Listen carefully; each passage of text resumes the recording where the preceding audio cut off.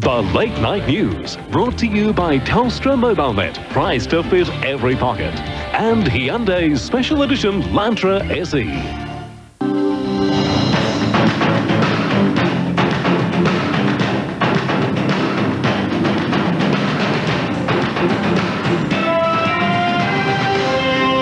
Heading the Late Night News, a diary for the dole. Job seekers ordered to account for benefits.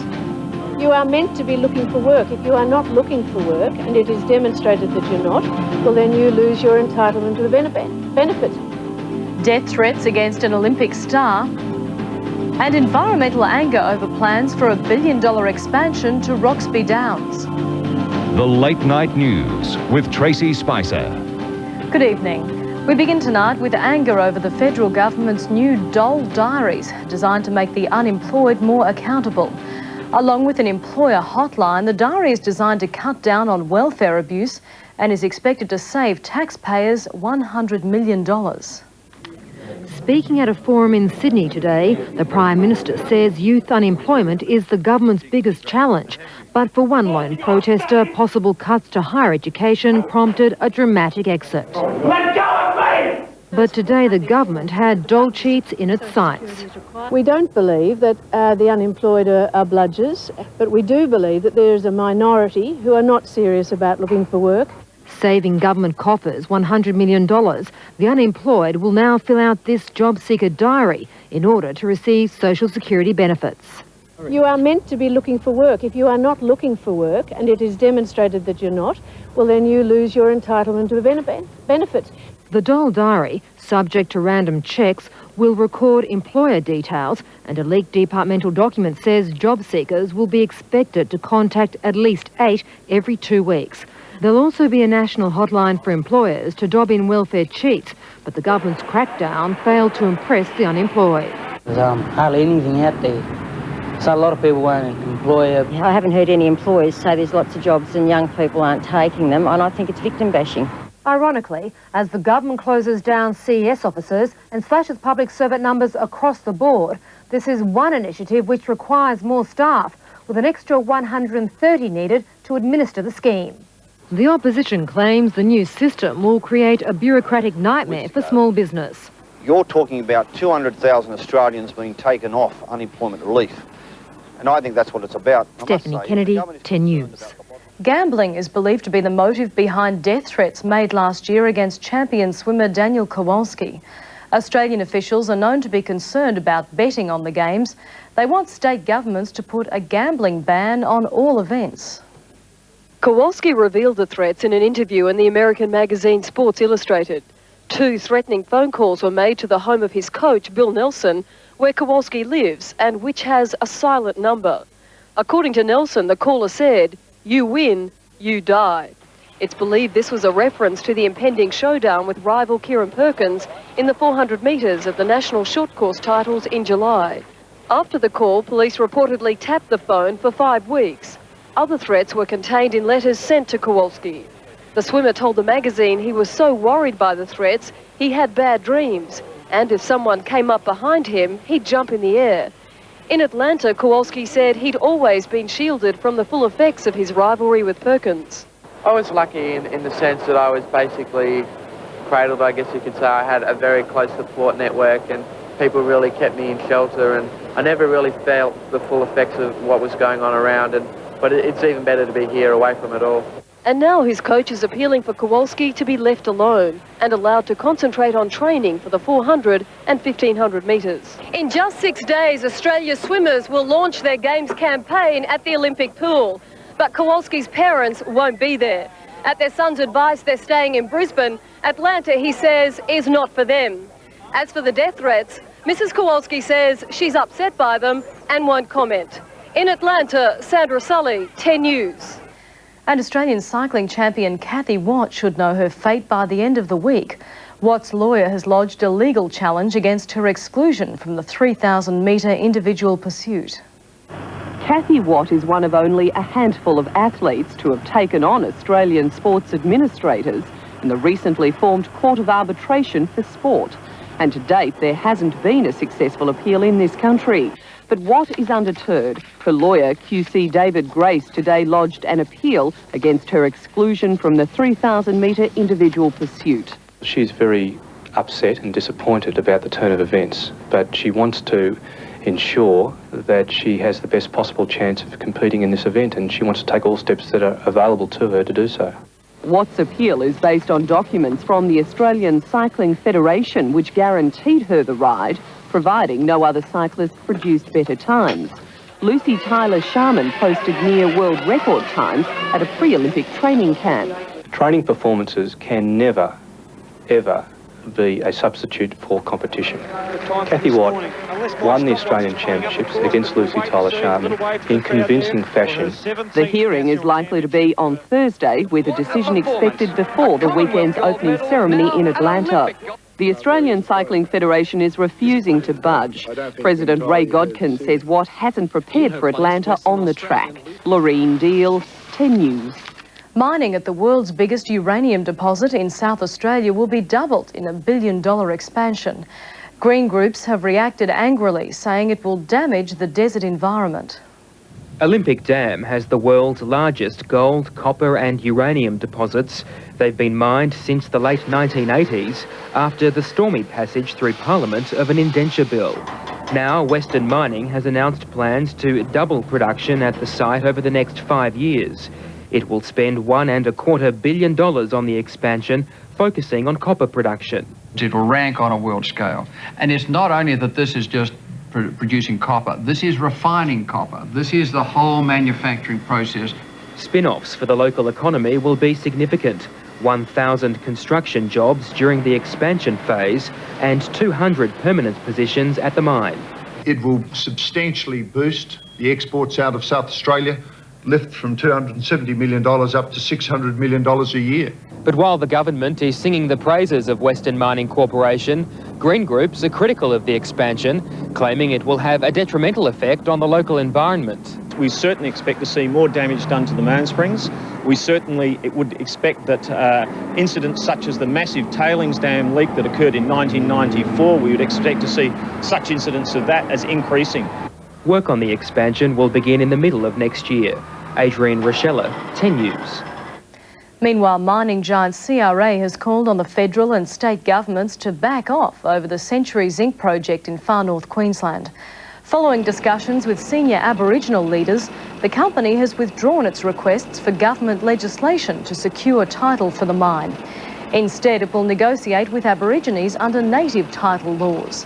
CRA Managing Director Lee Clifford admits the push for legislation had become highly divisive. 5 workmates in Melbourne are counting their lucky stars tonight. Their Tats Lotto ticket has earned them almost $500,000 in Saturday's draw. It's every worker's dream, but for these men, their numbers have finally come up. Through a winning weekly syndicate entry, between them they've won $437,271. That's about $87,500 each. 8:30 this morning when I rolled up to work, yeah. All the boys surprised me, ranting and raving and shouting and carrying on. I thought something happened. The numbers were drawn last Saturday, but no one remembered to check till this morning. Well, I had the tickets and I never checked it. I left it in my drawer at work. When I saw the 6th, I thought, no, it can't be right. The group made up of salesmen, business managers and a cleaner all work at a car dealership. They've been entering their System 10 ticket for a year. Pay off a lot of bills, actually. It's coming handy. Yeah, I'm going to put a bit dent in my mortgage. The workers say there's still a lot of luck left in them, and they're not about to stop buying their Tats Lotto ticket every week. While they took the day off today, unfortunately, they say it's back to work tomorrow. Melissa Aston, 10 News. Ahead in the late night news, a family plea after a teenager is bashed to death in a Melbourne cafe. Alan Bond in court to defend fraud charges over a famous French painting. And divorce proceedings begin, but Charles and Di keep clear of the courtroom.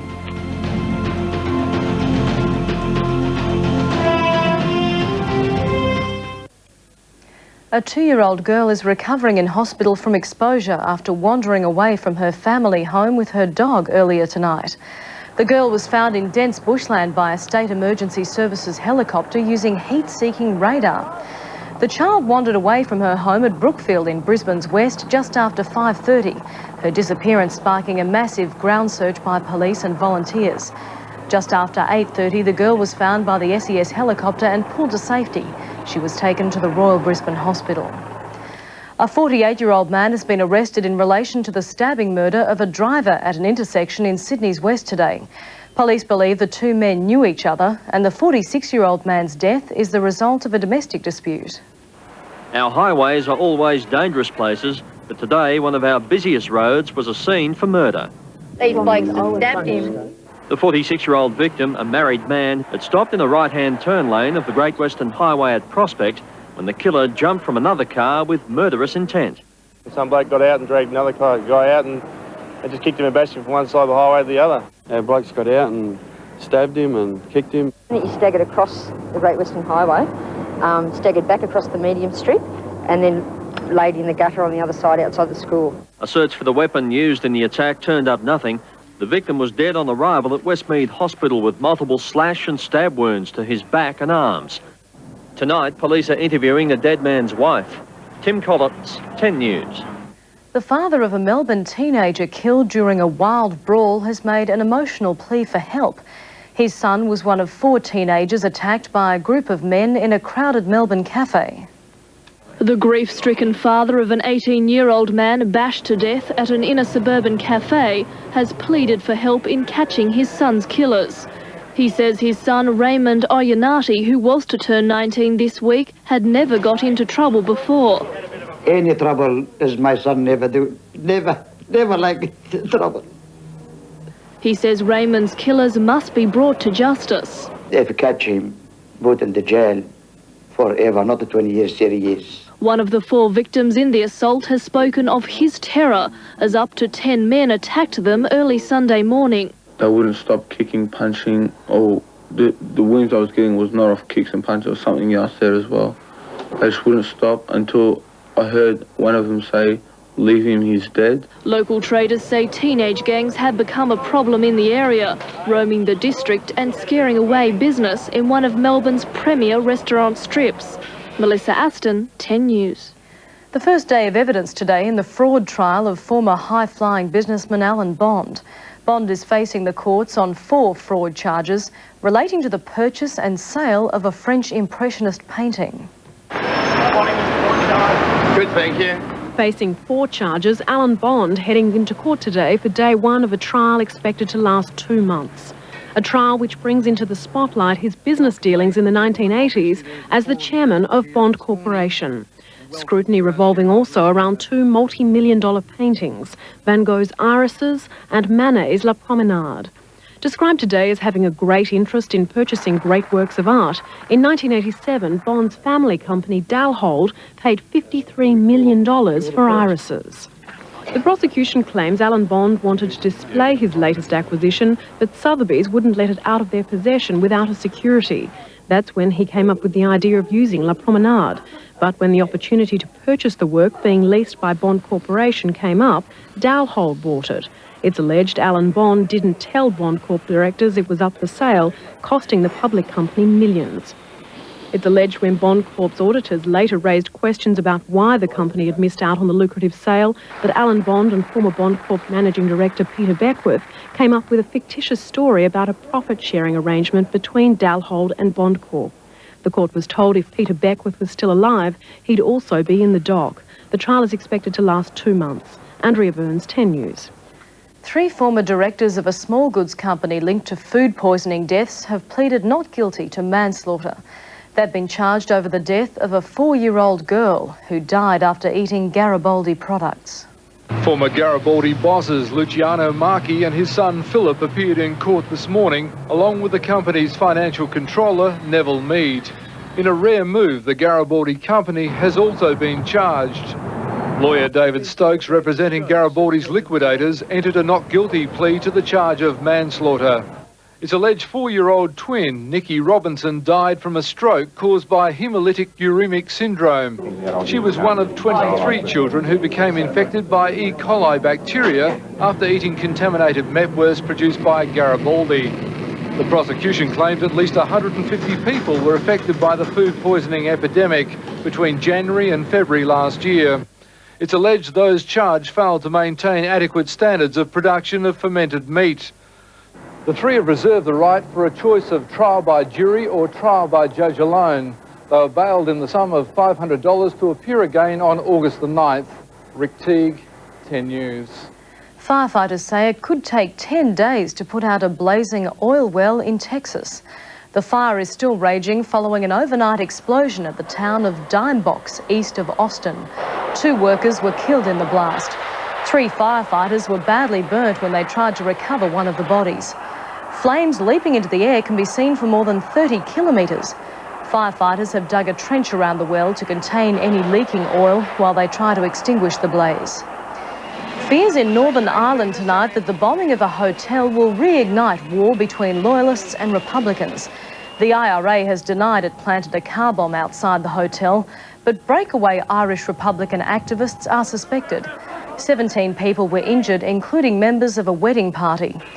This bombing was the first in Northern Ireland for 2 years, and it's raised concerns loyalists will now break their truce and retaliate.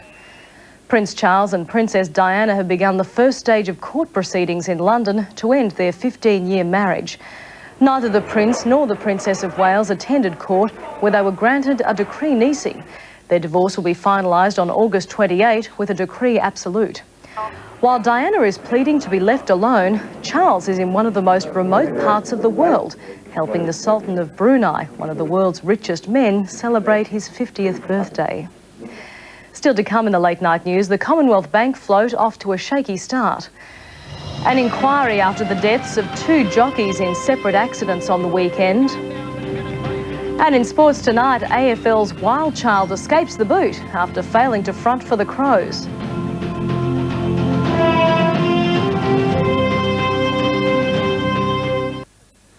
The racing industry in Queensland is reviewing safety issues after the weekend deaths of 2 jockeys. 24-year-old apprentice Heidi McKnight was killed in a tumble at Warwick, and David Wilkes died after a fall in Toowoomba. Leading country jockey David Wilkes lost his fight to recover in hospital after this bad fall at Toowoomba's Clifford Park. Today, his close friend and trainer spoke highly of the young jockey. Probably was 5 years off reaching his peak, but he would have made a top rider wherever he went. George Cross says it was David Wilkes' passion for winning which ultimately cost him his life. He was the best. He's honest and a good bloke. Former jockey Bill Goodwin knows the dangers. 12 months ago he took a fall which left him in a wheelchair. Really, when